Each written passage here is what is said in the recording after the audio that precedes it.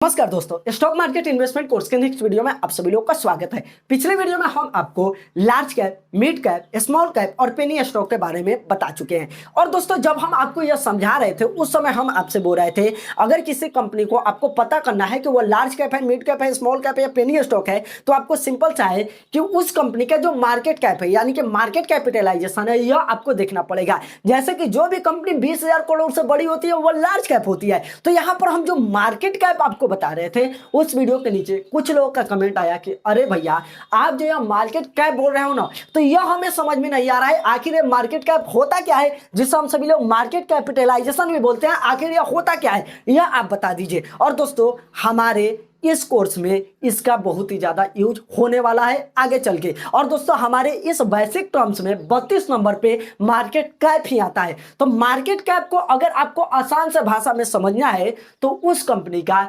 Total जो value है यानी कि वो कंपनी कितनी बड़ी है, इसी को मार्केट कैप कहा जाता है। अगर आपको मार्केट कैप किसी कंपनी का निकालना है ना, तो उस कंपनी का आज के डेट में करंट में जो प्राइस चल रहा है ना, उस प्राइस को उस कंपनी का टोटल शेयर है उससे आप गुना कर दीजिएगा, तो दोस्तों उस कंपनी का मार्केट कैपिटलाइजेशन यानी कि मार्केट कैप उसका निकल के आ जाता है।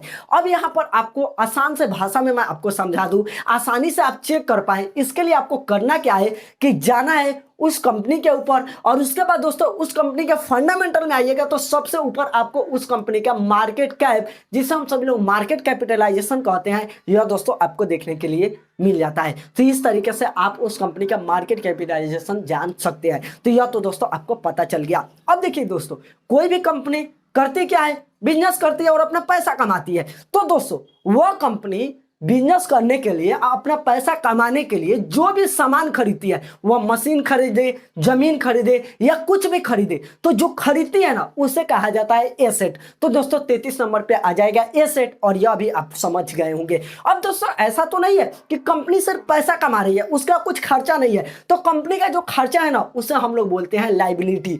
देखिए दोस्तों, कई बार कंपनी अपने लिए दोस्तों लोन भी लेती है, तो कंपनी जब लोन लेती है उसे हम सभी लोग डेट बोलते हैं।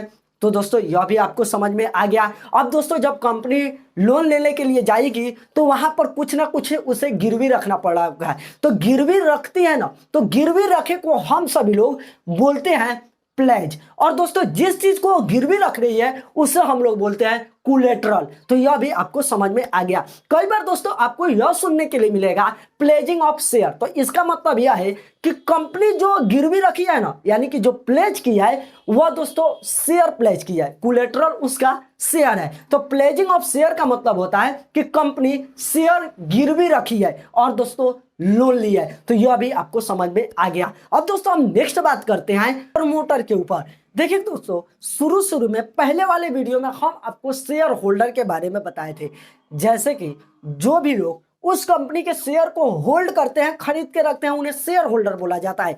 तो दोस्तों, जो कंपनी है, उस कंपनी के जो मालिक है, वह जितना भी शेयर को होल्ड करके रखे हैं, वह रखे अपने पास, उन्हें हम सभी लोग प्रमोटर बोलते हैं। और हमारे जैसे, आपके जैसे जो भी लोग उस कंपनी के शेयर को खरीद के रखे हैं, उन्हें पब्लिक या रिटेल इन्वेस्टर भी बोला जाता है। अब दोस्तों, ऐसा नहीं है कि हम और कंपनी के जो मालिक हैं वही लोग शेयर को होल्ड करते हैं। बहुत सारी ऐसी बड़ी बड़ी कंपनियां हैं, वह भी उस कंपनी के अंदर इन्वेस्ट करती हैं। जैसे कि DIIS यानी कि डोमेस्टिक इंस्टीट्यूशनल इन्वेस्टर, ऐसी कंपनी जैसे कि LIC हमारे यहाँ के DIIS है, और भी बहुत सारी ऐसी कंपनियां हैं।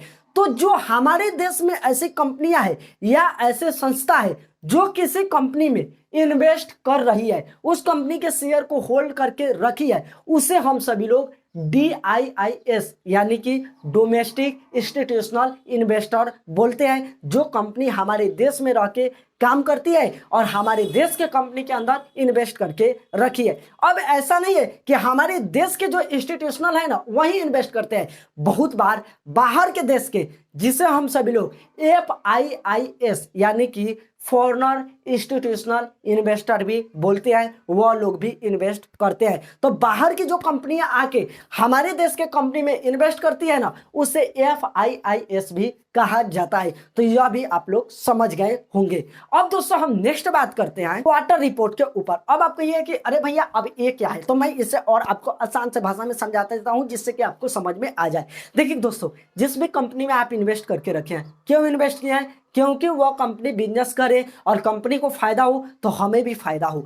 तो दोस्तों अगर मान के चलिए उस कंपनी को आगे चल के लॉस हो जाता है, लॉस होगा तो कंपनी को लॉस होगा तो आपको भी लॉस होने वाला है, अगर कंपनी को फायदा होगा तो आपको भी फायदा होगा। तो अगर दोस्तों हमें पता चलता है कि कंपनी को लॉस हो रहा है तो हम अपना शेयर बेच के निकल जाएंगे, हमारा पैसा डूबने से बच जाएगा। अगर दोस्तों हमें यह पता नहीं होता है कि कंपनी को लॉस हो रहा है या प्रॉफिट हो रहा है और भगवान न करे कंपनी को लॉस हो जाता है, तब तो हमारा पैसा डूब जाएगा ना। तो दोस्तों यहाँ पर हमें चील का निगाह बना के रखना पड़ेगा कि भैया कंपनी का स्थिति अभी कैसा है। अब दोस्तों हमें बताएगा कौन कि कंपनी का स्थिति कैसा है? ये कोई और नहीं बताएगा बल्कि कंपनी आपको खुद बताएगी। हर 3 महीना में कंपनी एक रिपोर्ट जारी करती है और उसमें बताती है कि हमारे कंपनी का स्थिति कैसा है, और उसे पढ़ के आप जान सकते हैं कि अभी कंपनी का स्थिति कैसा चल रहा है। तो 3 महीना में जो रिपोर्ट आता है ना, तो दोस्तों उसे हम लोग बोलते हैं क्वार्टर रिपोर्ट। तो यह दोस्तों आपको समझ में आ गया। अब दोस्तों आपके माइंड में यह सवाल चल रहा होगा कि अरे भैया कहीं कंपनी को लॉस हो रहा है और हमें प्रॉफिट बता दी तब क्या होगा?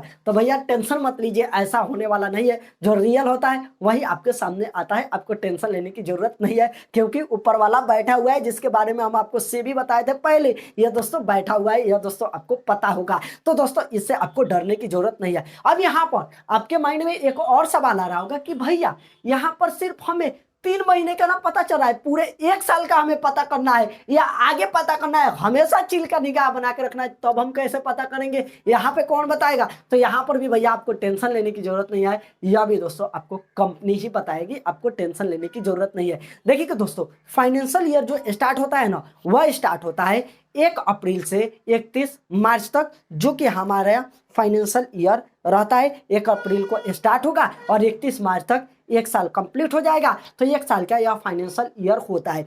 अब देखिए दोस्तों 1 अप्रैल को स्टार्ट हुआ है, तो अप्रैल, मई और उसके बाद दोस्तों जून।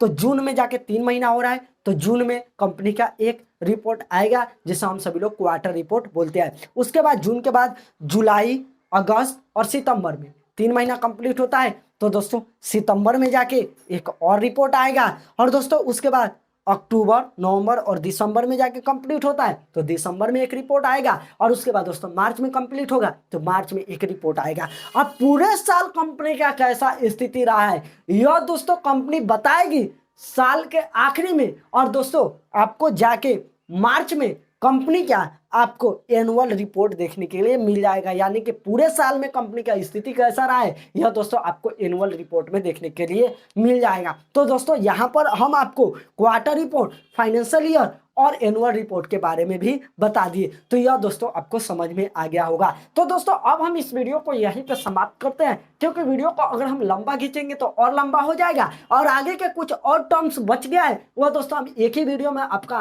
कंप्लीट कर देंगे। तो वह दोस्तों हम अगले वीडियो में आप सभी लोगों से बात करते हैं। चलिए दोस्तों इस वीडियो में इतना ही था। जो भी हम आपको बताएं इसे आप नोट कर लीजिएगा एक कॉपी में, तो दोस्तों आपको फायदा होने वाला है। और पीछे का जो 2 वीडियो हम आपको बनाए हैं वह वीडियो भी देख लीजिएगा, तभी जाके आगे आपको स्टॉक मार्केट अच्छा तरीके से समझ में आने वाला है। और पूरे कोर्स को आप देखना चाहते हैं तो लिंक है नीचे डिस्क्रिप्शन में, आप जाके देख सकते हैं बिल्कुल फ्री में। चलिए अगली वीडियो मिलते हैं, तब तक के लिए बाय।